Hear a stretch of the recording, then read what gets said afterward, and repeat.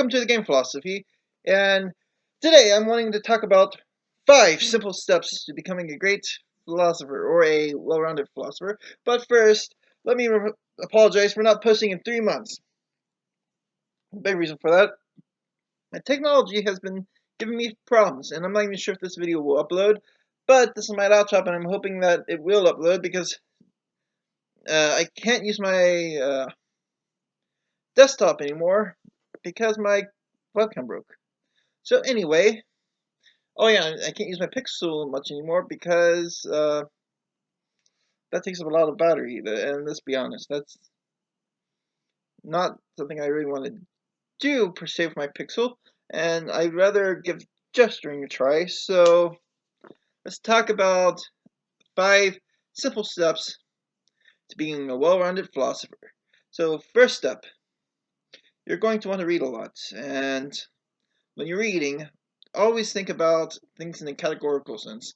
So when you're thinking categorically, you're not going to look at something that might be ethical as something not ethical, or, well, no, let me rephrase it. You're not going to look at, I don't know, the outlines of Pyrrhonianism as an ethical document. That would be irrational. I mean, you could talk about the ethics of skepticism and how this might lead to skepticism, but you're not going to read it in itself from the lens of an ethicist until you learn exactly the original point of the particular document. So you're also going to, with that, the reading and studying, I would have to recommend going first through your classics. So you have your, oops, sorry for these bad books, they were damaged actually a while back, but they were damaged by things not in my control, and since I studied classic philosophy, I'm not too worried about it. They're still useful, and, well, I'm not the first person with a damaged book that they have to read. I can still read the Rhetoric, I can still read the Organon, which is less damaged than the other one, just fine.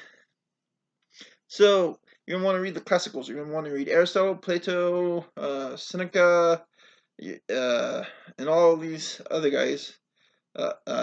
Epicurus, Sextus Empiricus, Musonius Rufus, to a lesser degree, Epictetus, all these guys.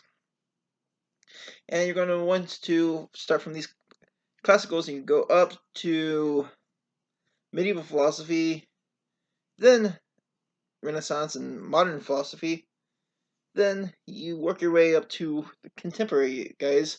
But you're not wanting to read these contemporary guys right off, because if you do this, you're not going to have the foundations of philosophy done very well. So there's no point to it.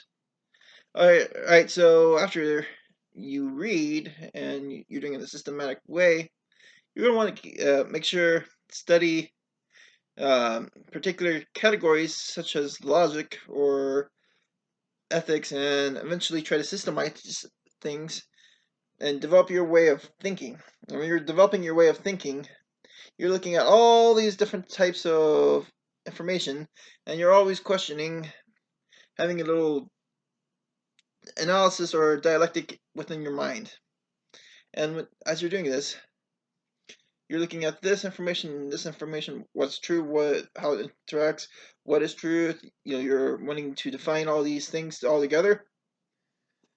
And what this does is it gives you the ability to analyze things in detail. And this is very simple stuff, but this is how you can become well-rounded. And there's a lot of questions people ask, and a lot of them you're not really prepared for, because, let's just face it, a lot of people ask questions that you might not have thought of before. And if you have your fundamentals down, and not only your fundamentals, but you have systemized things very well, you can think of, how can I answer this person according to their worldview, their point of view, however you want to explain it. And you're also going to learn from them, So you're not going to hold on to your worldview so much. You're going to interact your worldview with this other worldview, and as they fight each other, well, that's a bad expression, but as they clash, what happens is that, all right. So you have worldview one, worldview two, clash like this clap, and forms a synthesis. This is dialectics, and so as this happens, ideas tend to lose things. They tend to gain things. Things evolve a little bit, and you're closer to what is the truth of the matter, if indeed there is such a thing as truth. Of course, I believe that there's such a thing as truth, but I will explain it in a later video, as I've probably already done earlier, since I've been making so many videos, even though I haven't done it in 3 months.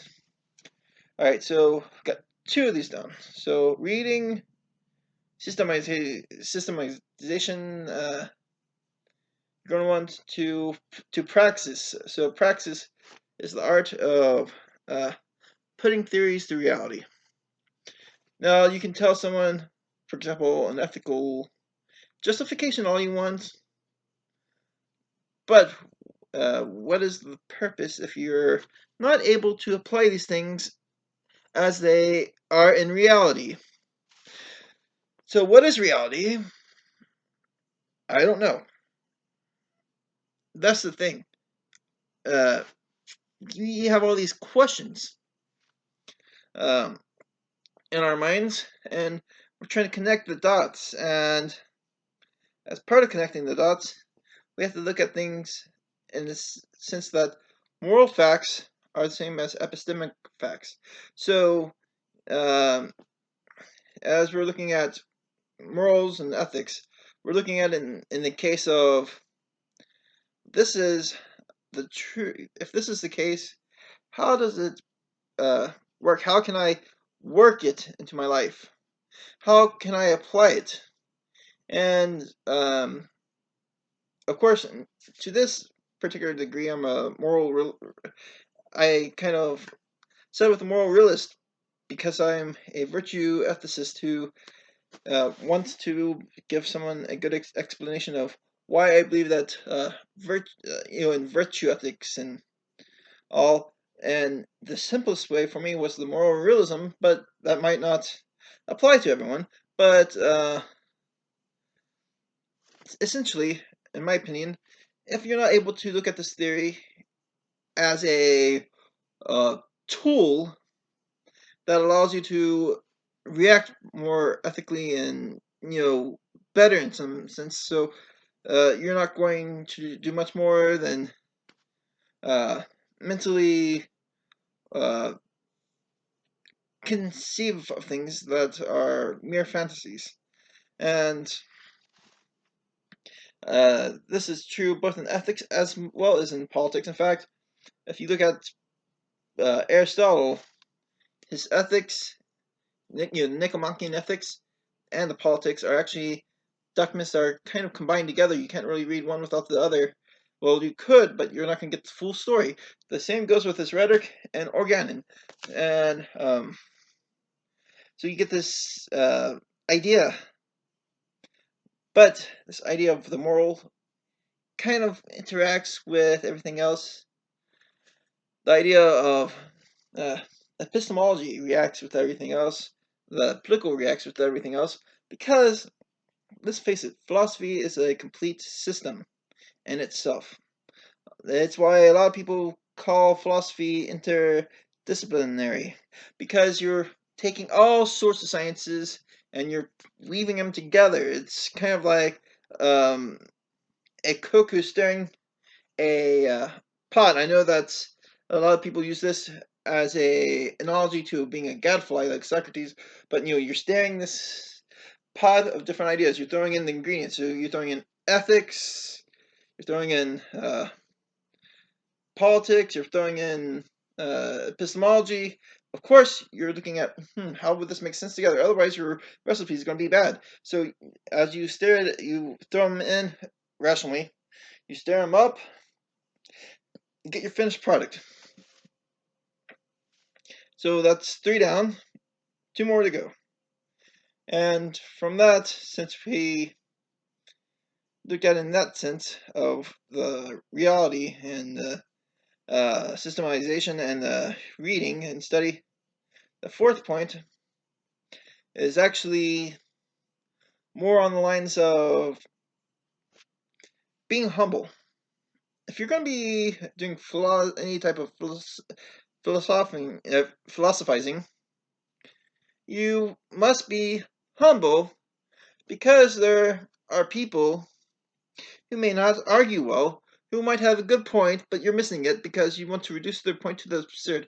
Now, this is a common mistreatment of dialectics. The point of dialectics is not so much to destroy your opponent. I mean, like Karl Marx, for example, said in dialectics, nothing is sacred. But let's just push that aside.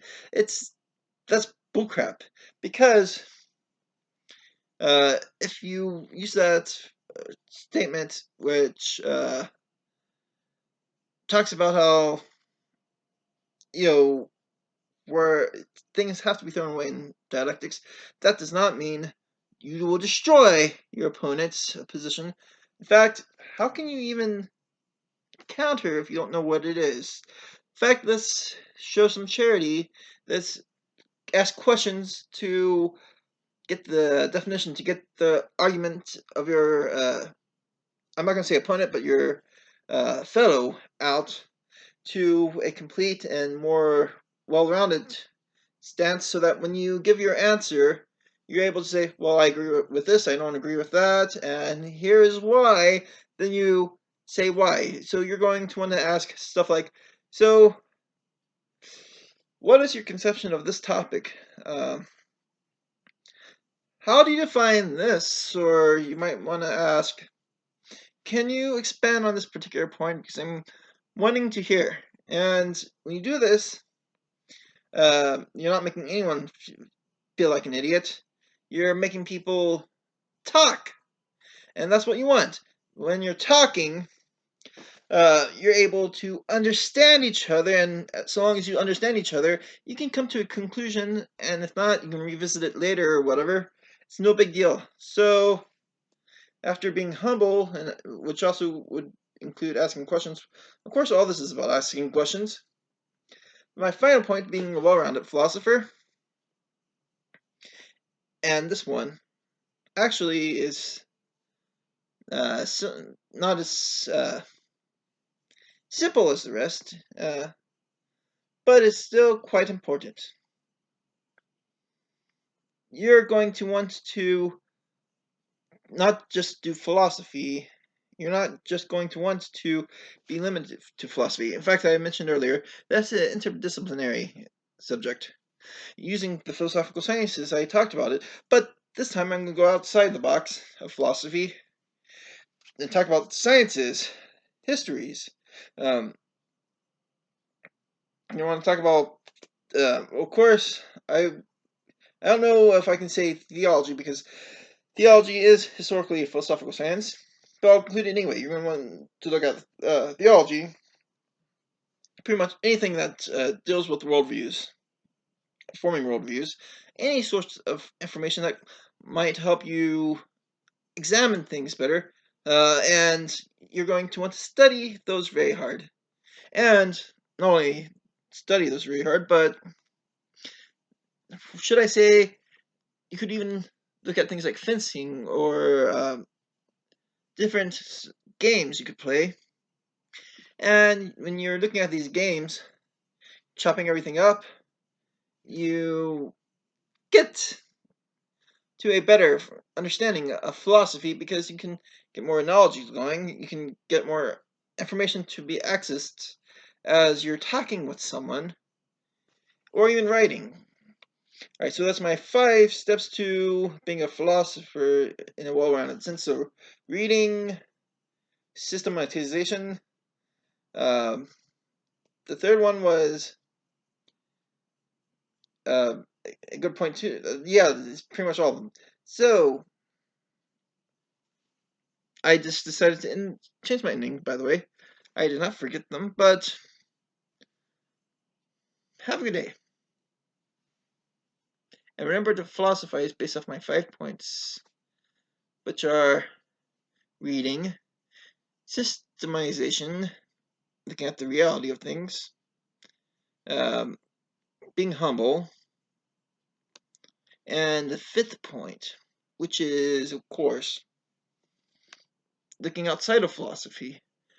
That way, you can do things much better and much smoother without misunderstanding, misinterpreting, and without misusing philosophy and becoming a total sophist. Thanks for watching.